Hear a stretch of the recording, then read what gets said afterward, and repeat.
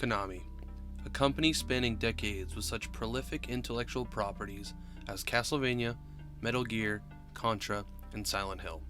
You would think every new release in these flagship franchises would leave other publishers afraid to launch in the same month, let alone the same week. Instead, we have been graced by such mediocre titles as Contra Rogue Core and Metal Gear Survive, while we still get a yearly release of Pro Evolution Soccer titles. Konami continues to rest on its laurels as other developers have begun to take aim at creating spiritual successors to their most beloved franchises. 2019 saw the release of Bloodstained: Ritual of the Night from Igarashi and his team, aiming to win over the hearts of Castlevania fans, specifically those nostalgic for Symphony of the Night. The new series also launched Curse of the Moon for those craving a more 8-bit love letter to vampire slaying days of old. Konami's use of the Castlevania name has been limited to collections of older titles re-released for modern platforms, pachinko machines, and a well-received Netflix animated adaptation. Admittedly, the Netflix series is not produced by Konami themselves, but could be used as a jumping-off point for a new game. I would love to see a developer like WayForward create a tie-in title for the Netflix series to coincide with the newly released third season. Think about it, who better to make a whip-cracking platformer than the developers of Shantae, the well-received series of platformers about a hair-whipping genie. Alternatively, WayForward could create a Castlevania beat-em-up in the style of 2019's River City Girls, retro aesthetic and all.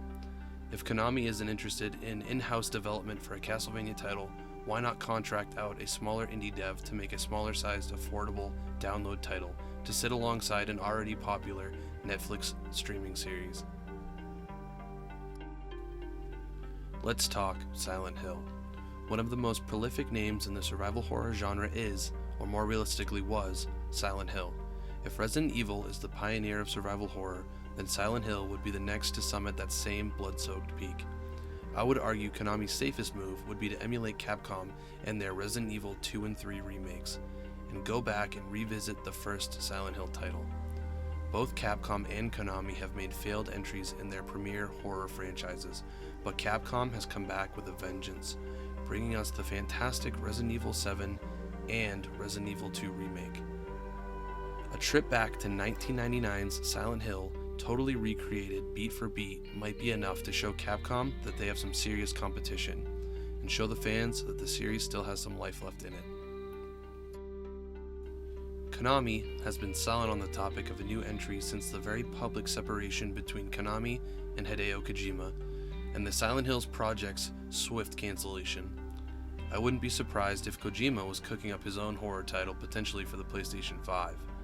I can picture the weight distribution-based movement of Death Stranding working well in a survival horror environment, where the player has to fumble with a pistol in your hand, a lead pipe on your back, and a satchel full of meds and ammo to tote around, where false footing could see you falling, dropping all of your items, and scrambling to fight an enemy in the dark. Picture a scenario where both Konami and Kojima Productions release a new horror game in the same year. Metal Gear is Konami's problem child at this point. Even the most passing fan of the Metal Gear series can tell you that the franchise is so irrevocably connected to Hideo Kojima that even daring to make a new entry would create ire amongst its most hardcore fans. Not to mention, Konami decided to shoot themselves in the foot with the insulting Metal Gear Survive. The first Metal Gear title after Kojima's departure was universally panned by critics and fans alike, focusing on survival and zombie enemies as opposed to the series' military stealth action roots. From a business standpoint, Konami certainly does not want to let this series die out, as it's immensely popular and profitable. I hate to say it again, but they should probably stick to remakes for this series and make absolutely sure they are done well and remain faithful to the originals.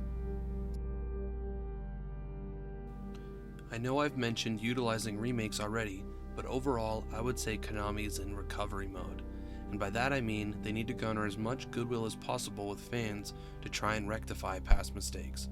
My plan, if I was in Konami's position, would be to ready a title and announce it somewhere such as E3, Tokyo Game Show, or the Game Awards, and alongside a game trailer, put a ton of games on sale on all platforms. The goal of the sale would be to remind players why they were fans of Konami in the first place, and the trailer of a new title would hopefully part the clouds to a new era of Konami.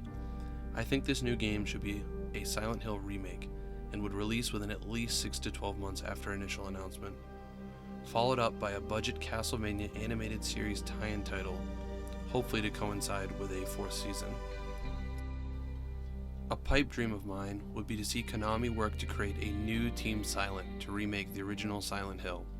Talent old and new working together to show us Harry Mason's tragic tale one more time. Unfortunately, many members have left Konami to work at other studios, some even moving on to Kojima Productions. I doubt we will ever know the full story as to why so many brilliant creators leave Konami, but the legacies they leave behind are left in that company's hands. Will Konami rise from the ashes and start anew?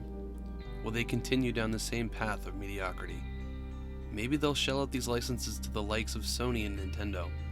On this topic, only time will tell. People love these games, and they want new ones too. But the key is they have to do more than the bare minimum. I see a bright future for Konami, but I'm not too sure if they see it too.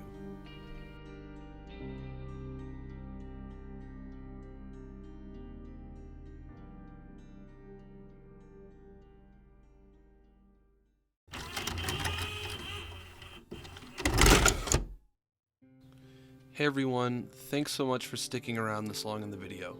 This is my first attempt at a video like this, and I really hope that you liked it.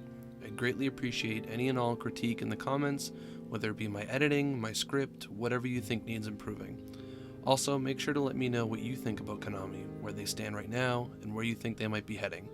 If you want to see more content like this from me in the future, I urge you to subscribe and like the video. Thanks again, and have a good one.